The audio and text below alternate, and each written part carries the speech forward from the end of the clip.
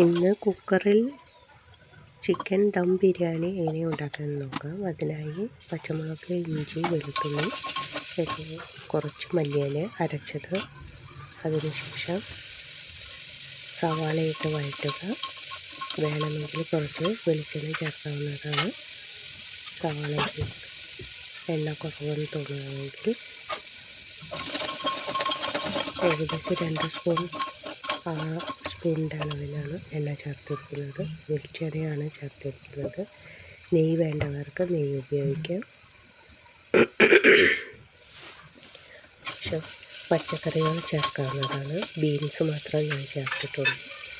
Beans, carrot, ഉരുളക്കിഴങ്ങ് അങ്ങനെ വേണ്ടതൊക്കെ ചേർക്കാം. അത് നന്നായി വഴറ്റി വരുമ്പോൾ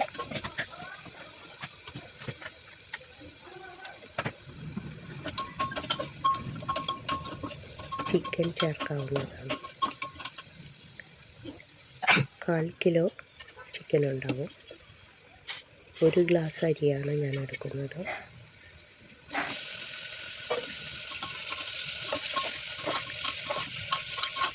നന്നായി എണ്ണയിൽ വഴറ്റിയെടുക്കുക. അതിൻ്റെ നിറം മാറുന്നത് വരെ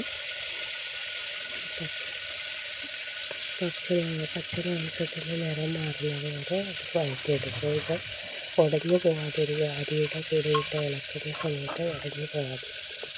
പിന്നെ മസാലപ്പൊടി ഓരോ ടീസ്പൂൺ വീതം കുരുമുളക് പൊടി, മുളക് പൊടി, മഞ്ഞൾപ്പൊടി 1/2 ടീസ്പൂൺ. ഇറച്ചി മസാല ഏത് വേണമെങ്കിലും, ചിക്കൻ മസാല അല്ലെങ്കിൽ മട്ടൺ മസാല ഏത് വേണമെങ്കിലും എടുക്കാം. അതൊരു 2 സ്പൂൺ. ടീസ്പൂണിൻ്റെ അളവിൽ എടുത്താൽ മതി. അതൊന്ന് വഴറ്റി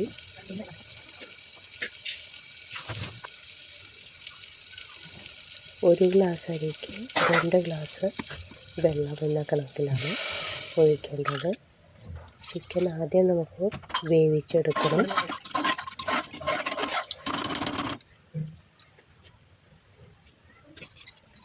ഇനി കുക്കർ അടച്ചു വെച്ച് ഇത് വേവിച്ചെടുക്കും.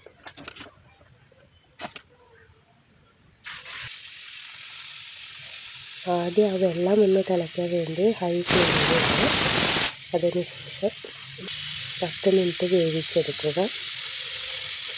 പകുതി വേവായാൽ മതി.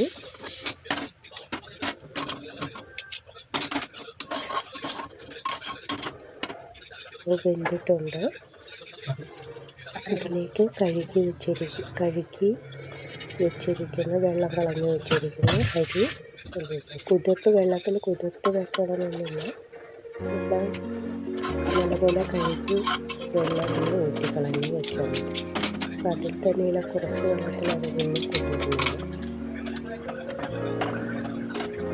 അതിനുശേഷം മീഡിയം ഫ്ലെയിമിലിട്ട്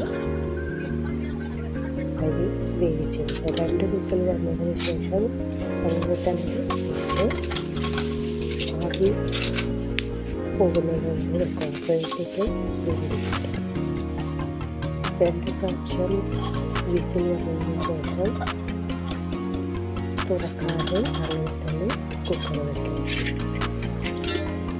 ഇതുപോലെ അത് തുറന്ന് നോക്കുമ്പോൾ ഒന്ന് കുഴഞ്ഞതുപോലെ തോന്നും. പിന്നീട് അതിൻ്റെ ആവി പോയി കഴിക്കുമ്പോൾ അത് വേവിട്ട് ചോറ് കിട്ടുന്നതായിരിക്കും. ബിരിയാണി റെഡിയാകുമ്പോഴത്തേക്ക് മല്ലിയിലയും പുതിനയിലയും കഴുകി ഞെരടി കഷ്ണമാക്കി ഇടും.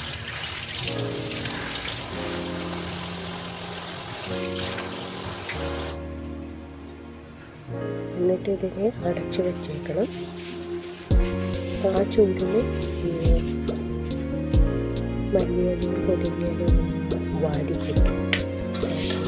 അതിൻ്റെ മണം കൂടെ അരിക്ക് പിടിക്കുന്നതായിരിക്കും.